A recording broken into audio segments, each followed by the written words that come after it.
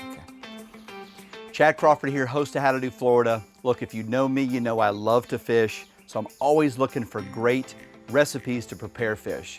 Today I'm going to share with you one of my favorites, smoked fish tacos. Here's how it goes.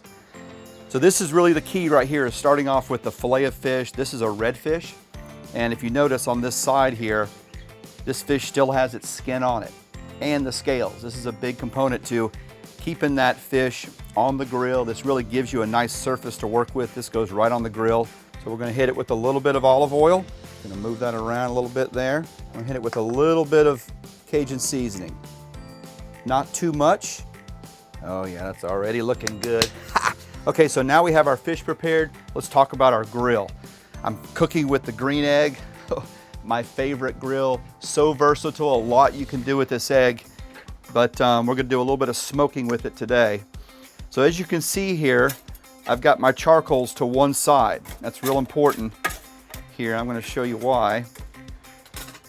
I'm gonna add in just some wood chips. I'm just gonna put them in there dry.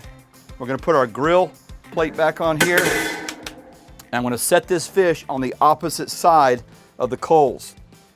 Okay.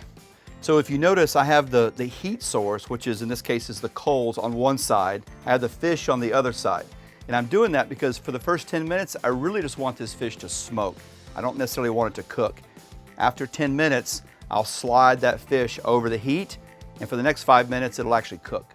This is my favorite part. They are done. Oh, that looks incredible. Oh, yeah. Oh man, I love how that fish swells up like that. It looks so good, so yummy.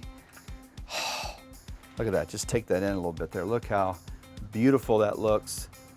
You can see the fish is smoked. It's nice and crispy around the edges. I can't wait to see what's inside. Oh man, I wish you could smell this. I have to do it.